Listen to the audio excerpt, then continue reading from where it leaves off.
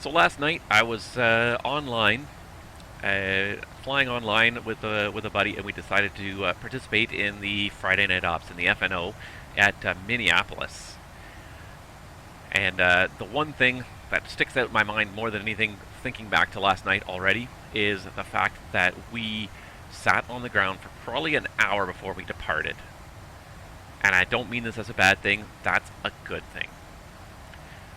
Probably a lot of you are not aware of this, but in the last year or so, VATUSA has really taken a huge step forward with traffic management and event traffic management. And a lot of you guys are probably not aware of this, but they have set up essentially a national traffic management unit that coordinates when major events are happening and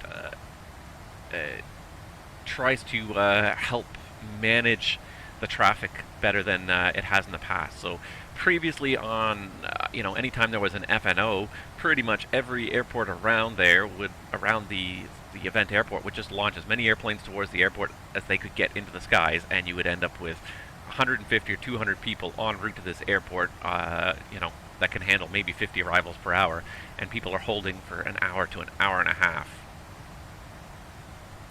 So what VATUSA has done now is they have done a lot of behind-the-scenes traffic management where ground stops are now going to be the norm during major events.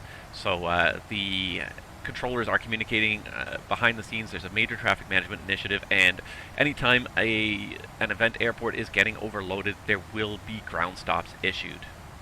So what a ground stop is, for anybody that doesn't know, is basically just that. It's a stop of all aircraft on the ground. Basically, in a ground stop, aircraft cannot take off to go to this airport. They have to be held on the ground until they are released once the traffic level has subsided somewhat. And it's a little bit frustrating sometimes when you're the pilot who shows up to fly an event and you're told, yeah, right now everything's ground stopped and you won't be able to depart for at least 45 minutes, but you're probably number 7 on the list, so you probably won't depart for an hour and 15 minutes. And it's unfortunate when that happens, but at the same time, first of all, it's very realistic. That's the way the real world functions. In the real world, they don't just launch airplanes willy-nilly and let the airspace get full and then everyone just circles around in holes and diverts. They hold people on the ground. So if an airport gets saturated, usually by either traffic volume or usually a combination of traffic volume and weather, then all the other airports around are told no more departures until we clear up some of this backlog of inbounds. And so everyone waits on the ground. And that's the way the real world functions. And sometimes these ground delays can add up to hours. But that's the safer, more efficient way to do it. You're not overloading controllers and sectors. You're also not burning nearly as much fuel. You're not diverting nearly as many airplanes to airports that can't handle it because they are running out of fuel and they can't get into their destination airport. So it's very realistic. It's also very practical from a VATSIM perspective because, first of all, traffic throughput at airports can vary a lot from event to event, depending on how many controllers we actually get online. It can really vary. Some events you may get a whole bunch of controllers, sometimes you may not. I think there were 5 Minneapolis arrival controllers on last night and 5 Minneapolis center controllers.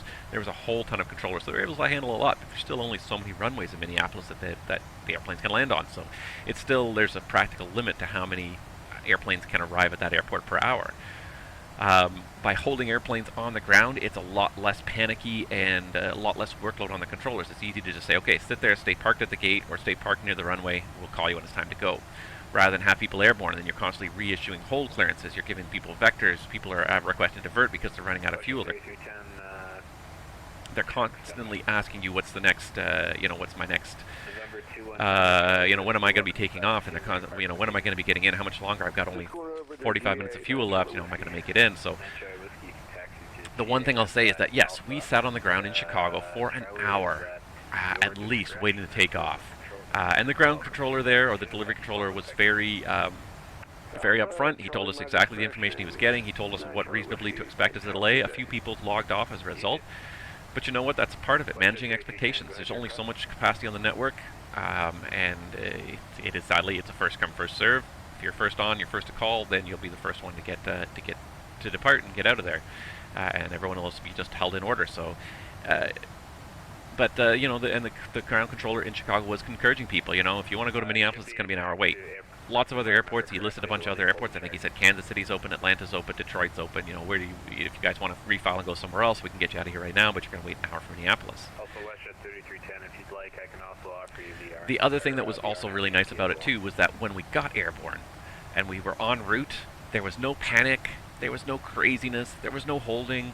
All the controllers sounded confident. They were doing their jobs. Nobody was overworked. Nobody sounded like they were at the end of their rope because they had 1,700 airplanes in their sector and they couldn't deal with it anymore.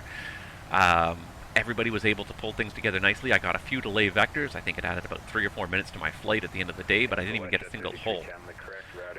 So that was nice too. I think it's a lot nicer for the controllers because it keeps their workload very manageable and they're able to handle the workload more effectively. There's a point with every controller where if you reach that saturation point and then you go past it, it's not like your performance falls a little bit, it just collapses altogether. Your airspace is so saturated you just can't keep up with anything, and it's like falling off a cliff. You're suddenly just, it falls apart completely.